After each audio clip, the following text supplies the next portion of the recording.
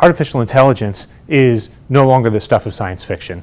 It's dominated social media, news, even labor disputes in Hollywood.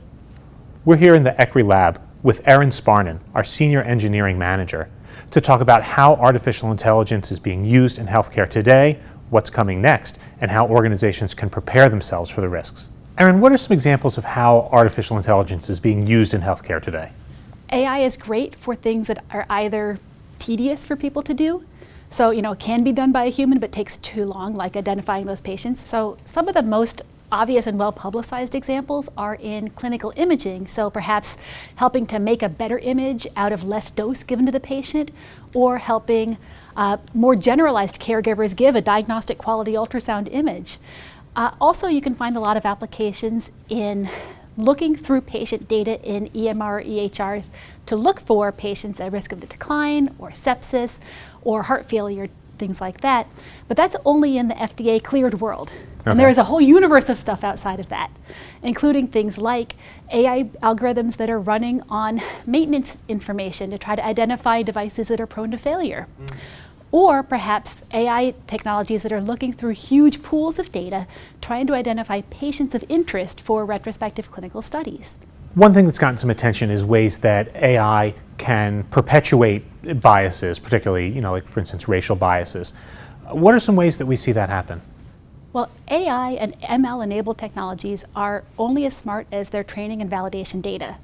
And also, too, they are going to reflect the biases and the experiences of the care that has happened to date.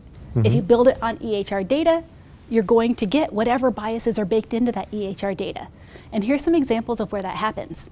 So historically, there are a lot of clinical care algorithms, so calculators that doctors and nurses use to calculate what type of care to give to a patient or to prioritize or to score them, were baked in years ago by folks who were trying their best, but noticed that there were disparities in how people were ending up based on their race.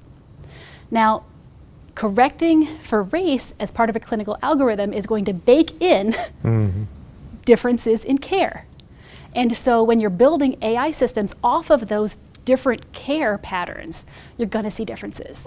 There's been some really good research articles on earlier AI-enabled technologies that were kind of baking in bias into their technologies, where, historically, a lot of clinical decision algorithms have included race-based corrections. So for heart attacks, your score may be different if you are Black. For kidney function, your score may be different if you are not white.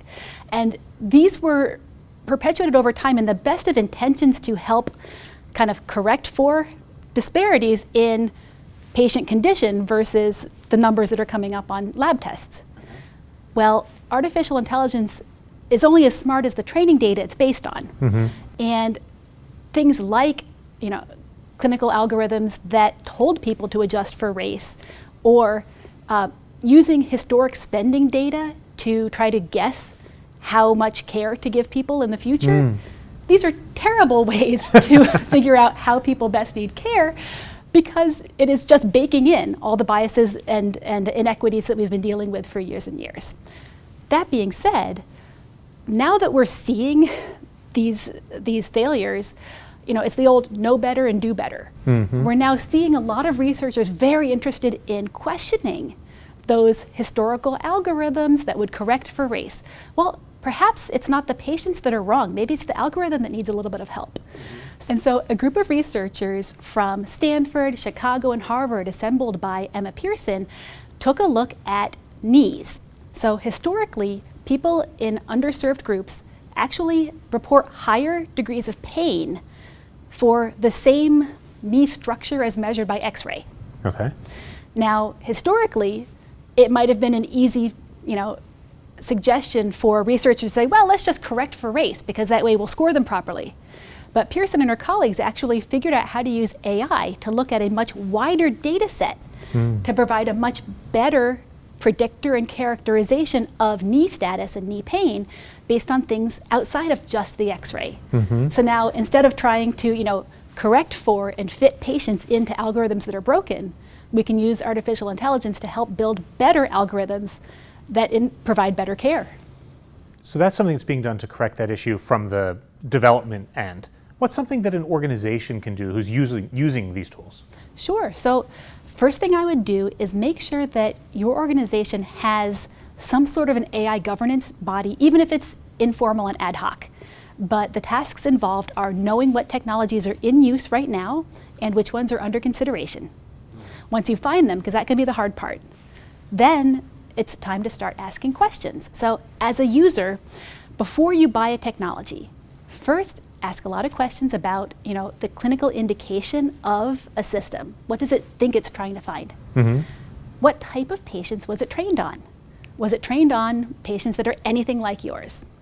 If you're not sure how to assess, what patients like mine means, the Center for Disease Control actually has some really good resources on social determinants of health that can help you walk through all of the different frames to think about rural versus urban, high net worth, low net worth, access to care, literacy for health, all of these types of things. So look at your population, look at the training population, talk to the vendors, try to figure out, whether you anticipate there's going to be challenges there.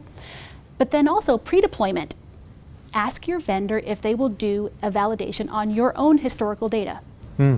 Because if it's a system that's looking through data on your system, you're probably already collecting data. Right. You probably know, say, 2 or 3 months worth of patients recently, you know how they ended up. Right. So test the system on your own patients and validate it and work with the vendor to see if any tweaks are needed before deployment. Try to get your arms around which systems are already in your facility. Yeah. And artificial intelligence enabled systems are pretty sneaky sometimes because they can show up in an application in your clinician's pocket. They can show up in a new setting on your CT scanner that you just got with your new software upgrade. They can enter your facility in a lot of different ways, and it's important to just keep an eye out on the landscape so that then you can properly govern the technologies. Okay. Erin, thanks so much for joining us. Thanks for the chance. Have a great one. Thanks for watching ECRI Now. You can find more insights from the experts on YouTube and at ecri.org. Until next time, I've been your host, Paul Anderson.